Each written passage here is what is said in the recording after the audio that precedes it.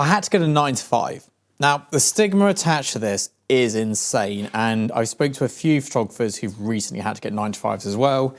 I think it's really important to discuss this because it's such a taboo subject.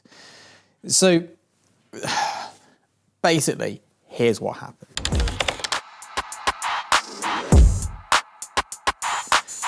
I was working out of my old studio. I can't remember the year, but it had been pre-2015.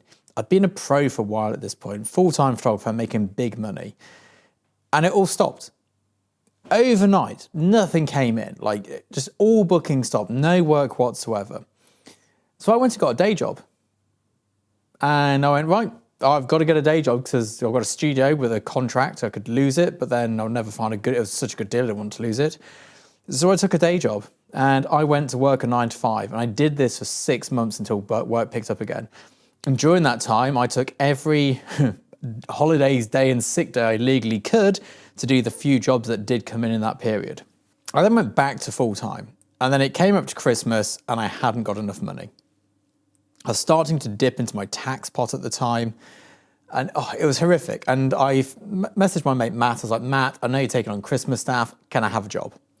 And he's like, oh, I was like, I'll find you a job. I was like, brilliant. So I went and worked in a bar at night. And it was a nightmare because as soon as I accepted this job, and I was pretty sure somebody lost out on it because of it, I got loads of work and I didn't want to be that dick, so I did the job as well. So I was literally shooting 9 to 5, getting to the bar for 6, leaving at 4 a.m, coming back in at 8 in the morning, shoot 9 to 5 again. It was awful. But I remember the shame I felt, the embarrassment, the humiliation, especially in the bar, because I was sometimes serving clients. I was like, oh, this is embarrassing.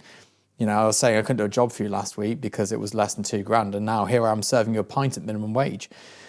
And when I had the day job, I didn't tell people at the time. I kept it really quiet. I worked this day job, I didn't say a word, didn't mention it to anybody because I was so embarrassed and so humiliated that my business wasn't working that I had to go and get a job. It was that bad. And it's interesting because I've been fortunate enough since then to say fortunate enough, I've actively set up my business in a way that nothing can stop me. Like, even COVID didn't touch the sides. I've got it set up in such a way that so many things can go wrong before I even have to start worrying. And this is because of that issue that I had back then when I literally just lived shoot to shoot. Like, I'd go do a shoot, get 10 grand and go out. And that 10 grand would be gone. I'd party big. I would get a job, I'd get 800 quid for a headshot.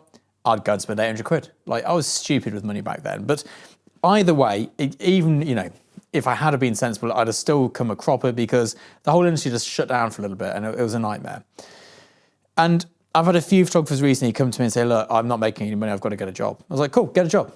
It doesn't make you not a photographer. It doesn't make you less. It doesn't make you unsuccessful as a photographer. Sure, makes you unsuccessful as a business owner, that's for sure. But when you think about it, what is it you're trying to achieve here? Are you trying to be a business owner or are you trying to be a photographer? The two are very different. Personally, I'm trying to be a photographer.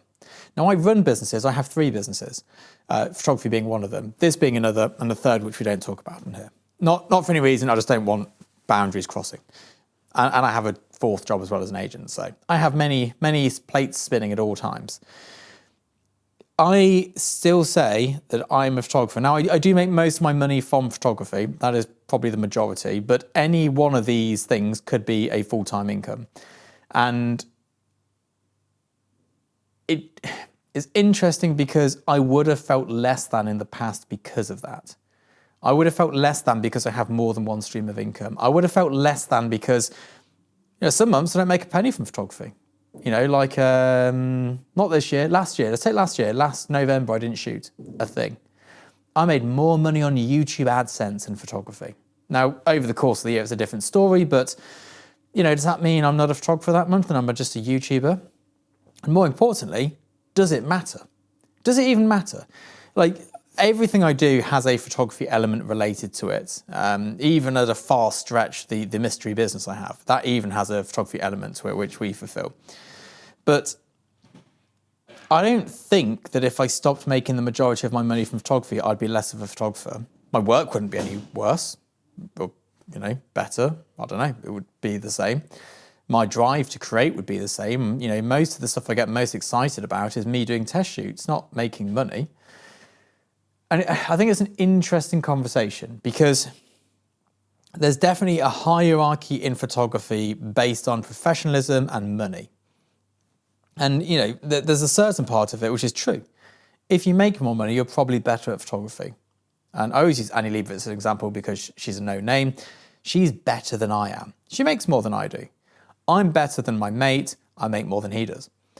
It's kind of a scorecard. It's not the motivation for me to be a photographer. When I was starting out, I had nothing. And there was a point where I was like, do you know what? If I just get my benefits and I scrape through, I'm happy because I love what I'm doing.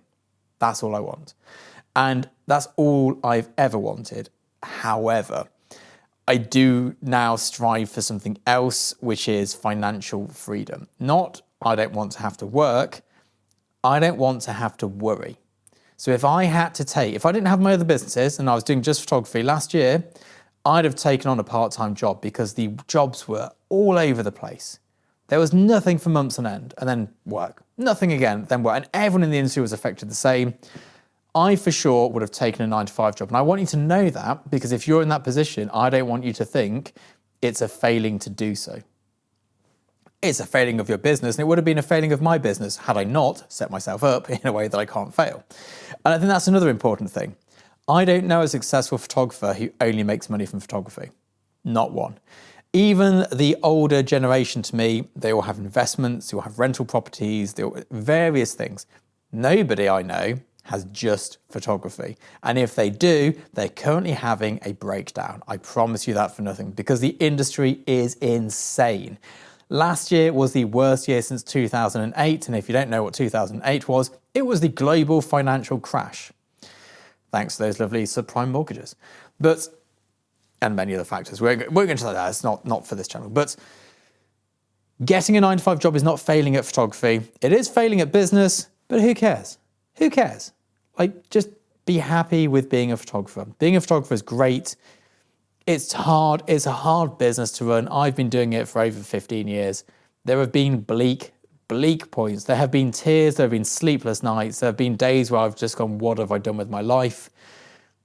But overall, I wouldn't do anything else. I wouldn't let any of my other businesses infringe on my photography time. I wouldn't let any of them infringe on my creativity.